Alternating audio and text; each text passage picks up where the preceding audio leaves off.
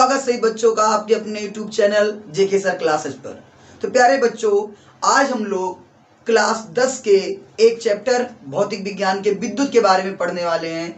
और हम एक जो चैप्टर पढ़ने वाले हैं एक प्रकार से बेसिक क्लासेस नहीं है, एक प्रकार से उन बच्चों के लिए है जो बच्चे अब की बार पेपर देने वाले हैं बोर्ड एग्जाम का। तो प्यारे बच्चों, मैं कुछ ऐसे महत्वपूर्ण प्रश्नों को लेकर आया हूं जो मैं आपको बताने का प्रयास करूंगा, और आशा है कि इन्हीं में से आपका जो पेपर बनेगा, इन्हीं में से आपको 2-4 प्रश्न देखने को मिल जाएंगे।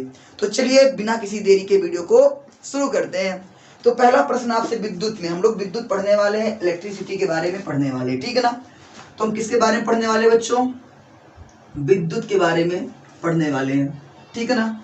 आप पेपर दे रहे हो तो पूरा से अधिक समय आपने पढ़ाई पे दीजिएगा, और कैसे पेपर विज्ञान का लिखा जाएगा मैं उसके लिए आपको बता दूंगा।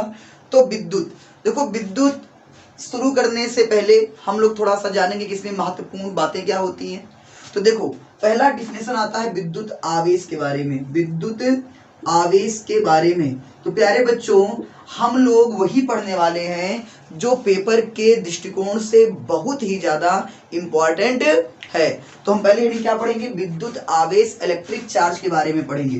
तो देखो, विद्युत आवेश बच्चों क्या होता है? विद्युत आवेश किसी भी द्रव्य का वह गुण होता है जिसके कारण वह विद्युत और चुंबकीय क्षेत्र उत्पन्न करता है या उसे महसूस करता है या उसका अनुभव करता है। तो विद्युत आवेश, अगर आपसे पूछे कि विद्युत आवेश किसे कहते हैं, तो विद्युत आवेश किसी भी द्रव्य का वह गुण होता है जिसके कारण वह विद्युत और चुंबकीय क्षेत्र उत्पन्न करता है या उसका अनुभव करता है, ठीक है ना प्यारे बच्चों। फिर हम आगे पढ़ते हैं इसके बारे में। तो विद्युत आवेश बच्चों 2 प्रकार का होता है। विद्युत आवेश कितने प्रकार का होता है बच्चों?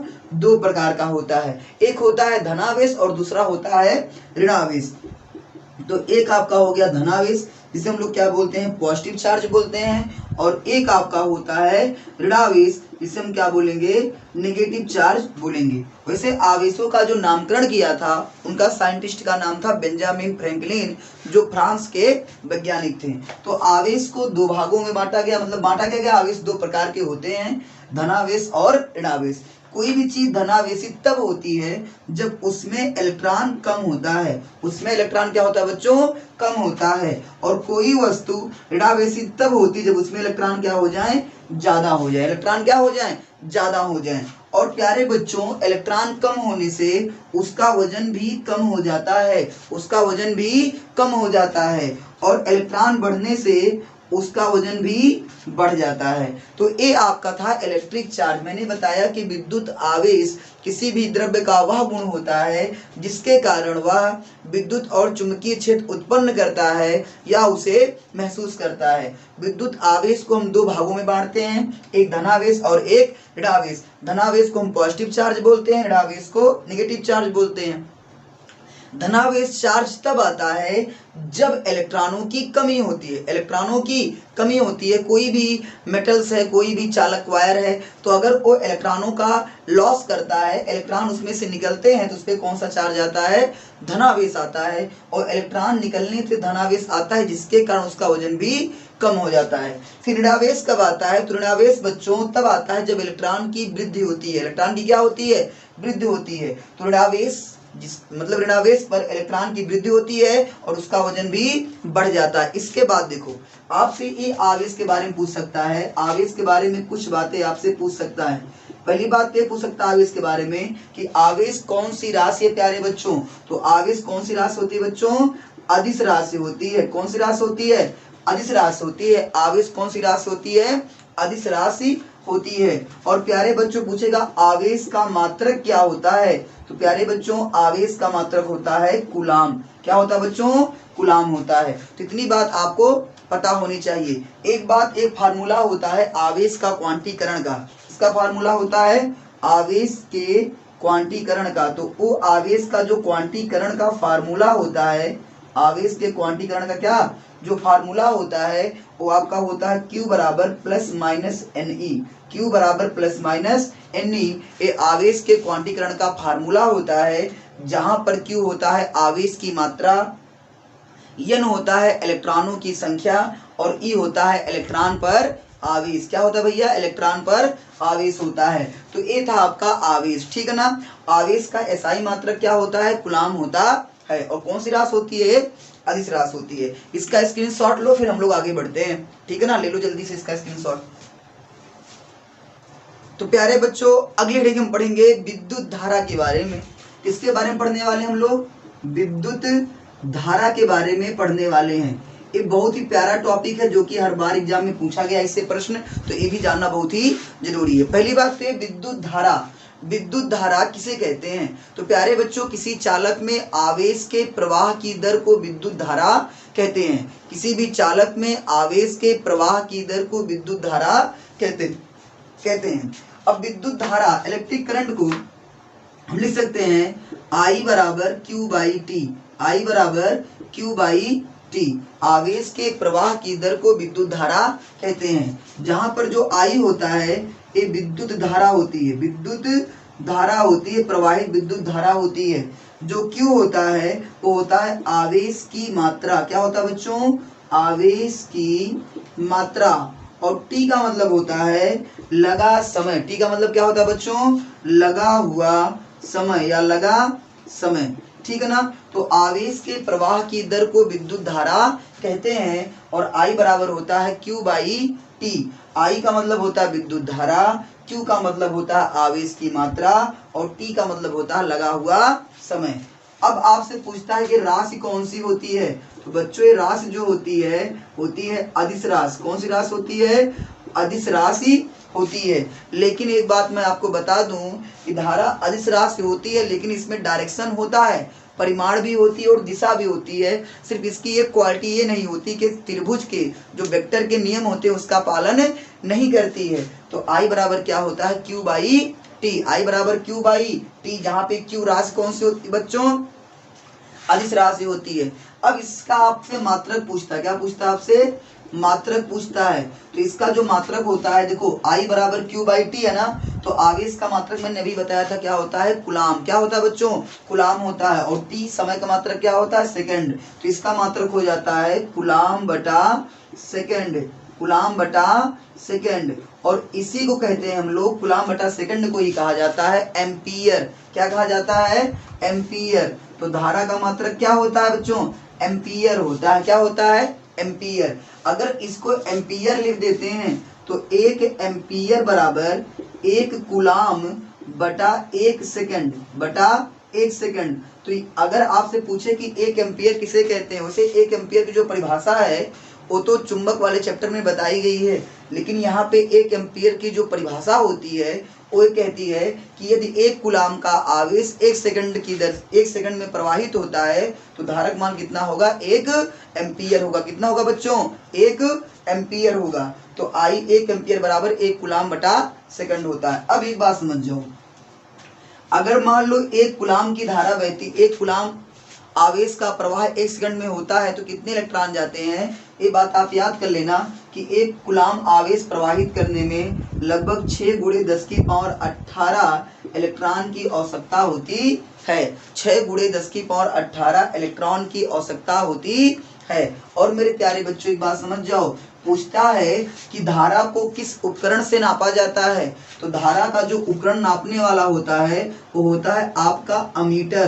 क्या होता है? अमीटर। जो अमीटर होता है वो किसी भी परिपथ में धारा को नापता है। और प्यारे बच्चों, अमीटर से भी 2-3 प्रश्न पूछे जाते हैं। पहला प्रश्न ये पूछा जा सकता है कि अमीटर को परिपथ में किस क्रम में लगाते हैं? किस क्रम में लगाते हैं? तो प्यारे बच्चों, अमीटर को परिपथ में किस क्रम में लगाते हैं? श्रेणी क्रम में लगाते हैं। किस क्रम में लगाते हैं? श्रेणी क्रम में लगाते हैं। और ये पूछा जाता है कि आदर्श अमीटर के लिए प्रतिरोध कितना होना चाहिए? तो प्रतिरोध का मान कितना होना चाहिए बच्चों? 0 होना चाहिए। कितना होना चाहिए?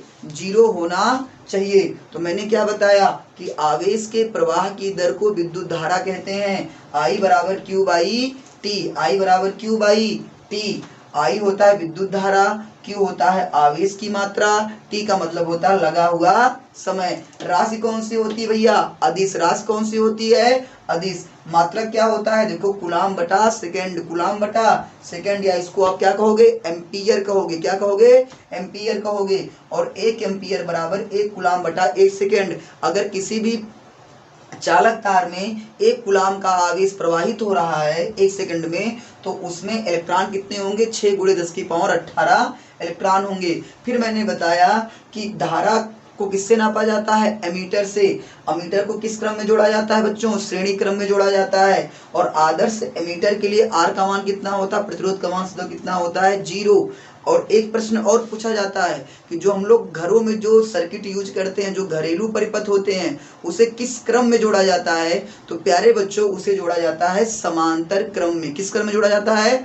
समांतर क्रम में जोड़ा जाता है। एक बात और पूछा जाता है कि धारा की दिशा क्या होती है? धारा की दिशा क्या होती है? तो प्यारे बच्चों, अगर मान लो यहाँ पे देखो, अगर मान लो कोई चालक तार है, ये कोई क्या है? चालक तार है। तो अगर इसमें धारा इस साइड बह रही है, धारा कहाँ बह रही है? धारा आपकी इधर जा रही है, धारा किधर बह रही है? तो धारा जो बहती है धनावेश की दिशा में बहती है या इलेक्ट्रॉन के अपोजिट बहती है? तो जो धारा बहेगी वो इसकी दिशा में बहेगी, ठीक है ना? धनावेश की दिशा में धारा बहती है। मानिए अगर धनावेश इधर जा रहे हैं तो धारा भी उधर रहेगी, और धनावेश इधर जाता है उसके अपोजिट इलेक्ट्रॉन गति करता है, तो धारा की दिशा जो होती है इलेक्ट्रॉनों के क्या होती है? विपरीत होती है। क्या होती है? इलेक्ट्रॉनों के विपरीत होती है, ठीक है ना प्यारे बच्चों? चलो जल्दी से इसका स्क्रीनशॉट लो, फिर हम लोग आगे बढ़ते हैं। अब बच्चों अगला परिभाषा देखेंगे, वैद्युत विभव और विभवांतर। वैद्युत विभव और विभवांतर के बारे में हम लोग देखेंगे। तो अब देखते हैं वैद्युत विभव क्या होता है। वैद्युत विभव क्या होता है? तो प्यारे बच्चों, एकांक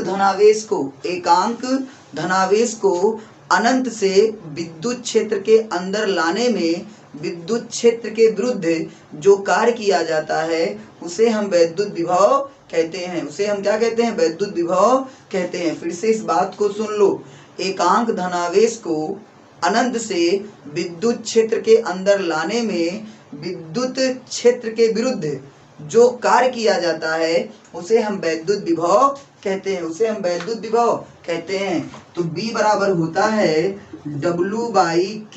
W/Q, B बराबर हो जाता है W/Q हो जाता है। फिर से इस परिभाषा को एक बार और सुन लो कि जब एकांक धन परीक्षण आवेश को, या जब अनंत से किसी भी धन परीक्षण आवेश को विद्युत क्षेत्र के अंदर लाने में विद्युत क्षेत्र के विरुद्ध किए गए कार्य को ही वैद्युत विभव कहते हैं। वैद्युत विभव कहते हैं। और एक आपका होता है वैद्युत विभवांतर। वैद्युत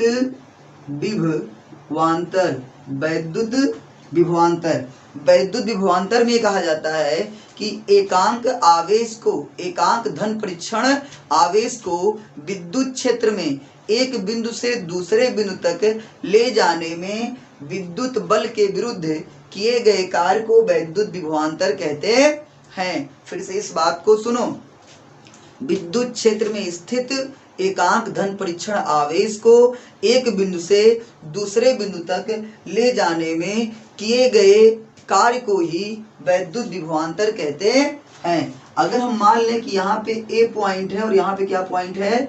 B पॉइंट है। आप किसी भी आवेश को A से B की ओर ले जा रहे हो। A से कहाँ ले जा रहे हो? B की ओर ले जा रहे हो। तो B के वोल्टेज में से A वाला वोल्टेज माइनस हो जाएगा। तो B के वोल्टेज में से A वाला वोल्टेज माइनस हो जाएगा और लिखा जाएगा W/Q0। अगर इसी का अपोजिट कर दें, अगर आपको ये पॉइंट A हो और ये पॉइंट क्या हो? B हो, तो आपको B से कहाँ पे लाना हो? A पे लाना हो। B से कहाँ पे लाना हो? A पे लाना हो। तो A वाले वोल्टेज में से B वाला वोल्टेज घट जाएगा और हो जाएगा W/Q0। तो बच्चों इस पे सवाल भी आ सकता है जो कि बहुत कठिन नहीं होता है। तो मैंने ये बताया कि अगर आप ए से बी पे ले जाओगे तो बी वाले वोल्टेज में से ए वाला वोल्टेज माइनस करोगे, हो जाएगा डब्ल्यू बटा क्यू नॉट। अगर आप बी से ए की ओर लेके आओगे तो ए वाले वोल्टेज में से बी वाला घटाओगे, हो जाएगा डब्ल्यू बटा क्यू नॉट। अब देखो मेरी बात, अब आपसे पूछेगा ये राशि कौन सी होती है। तो प्यारे बच्चों, जो ये राशि होती है वो राशि आपकी होती है अदिश। कौन सी राशि होती है? अदिश। कौन सी राशि होती है? अदिश। अब इसका पूछता है मात्रक। क्या पूछता है? इसका मात्रक पूछता है। तो प्यारे बच्चों, वोल्टेज बराबर डब्ल्यू बटा क्यू है ना, वोल्टेज बराबर कितना है? डब्ल्यू बटा क्यू है। तो डब्ल्यू का मात्रक होता है, कार्य का मात्रक होता है जूल। क्या होता है? जूल। और क्यू माने आवेश का मात्रक क्या होता है? कुलाम होता है। तो इसका मात्रक होता है जूल बटा कुलाम। और जूल बटा कुलाम को बच्चों कहा जाता है वोल्ट। क्या कहा जाता है बच्चों? वोल्ट कहा जाता है। जूल बटा कुलाम को ही कहा जाता है वोल्ट। तो मैंने बताया राशि कौन सी होती है? अदिश। मात्रक होता है जूल बटा कुलाम, जूल बटा कुलाम, और इसे क्या कहते हैं हम लोग? वोल्ट कहते हैं। अब एक प्रश्न यहाँ से भी पूछा जाता है कि विभव ज्ञात करने के लिए हम किस उपकरण का प्रयोग करते हैं? वोल्टेज ज्ञात करने के लिए, विभव ज्ञात करने के लिए हम किस उपकरण का प्रयोग करते हैं? तो बच्चों उसका नाम है विभव मापी। क्या कहते हैं उसे? हम कहते हैं विभव मापी कहते हैं। क्या कहते हैं? विभव मापी कहते हैं। वोल्टेज नापने वाला उपकरण क्या होता है? विभव मापी होता है। विभव को नापने वाला उपकरण क्या होता है? विभव मापी होता है। अब विभव मापी से दो प्रश्न जान जाओ कि विभव मापी को किस क्रम में जोड़ा जाता है। तो बच्चों धारा नापने के लिए किसका उपयोग करते हैं? अमीटर का उपयोग करते हैं। अमीटर को जोड़ा जाता है श्रेणी क्रम में, और आदर्श एमीटर के लिए आर का मान कितना होता है? 0 होता है। उसी का सब उल्टा कर दो विभव मापी में। विभव मापी जोड़ा जाएगा किस क्रम में बच्चों? समांतर क्रम में। किस क्रम में जोड़ा जाएगा? समांतर क्रम में जोड़ा जाएगा। और आदर्श विभव मापी के लिए आर का मान कितना होता है? अनंत होता है। कितना होता है? अनंत होता है। ठीक ना प्यारे बच्चों? तो ये रहा आपका विभव और विभवांतर। एक दो बार इसको जरूर देखिएगा। मैंने बताया विभव को नापने वाला उपकरण क्या है? विभव मापी है। और विभव मापी को किस क्रम में जोड़ा जाता है? समांतर क्रम में जोड़ा जाता है। और विभव मापी के लिए आर का मान कितना होता है? अनंत होता है। कितना होता है बच्चों? अनंत होता है। इसका स्क्रीनशॉट लो, फिर हम लोग आगे बढ़ते हैं। तो चलिए बच्चों, इसी उत्साह और उमंग के साथ इस वीडियो को आज यहीं पे समाप्त करते हैं। फिर अगले दिन आपको इसका पार्ट 2 मिलेगा विद्युत का, जिसको आप देखना ना भूलिएगा। और अधिक से अधिक दोस्तों के पास इस वीडियो को शेयर करिएगा। सबका भला हो। ठीक है ना? तो चलिए बच्चों, हम आशा करते हैं कि आप लोग पढ़ाई बढ़िया से करते रहोगे, और यहाँ से इस YouTube चैनल के माध्यम से हम आपको बहुत ही महत्वपूर्ण प्रश्न आपको यहाँ से देते रहेंगे, समझाते रहेंगे, ताकि आपका पेपर बहुत ही अच्छा जाए। चलिए धन्यवाद, अगली वीडियो में मिलते हैं। Bye bye.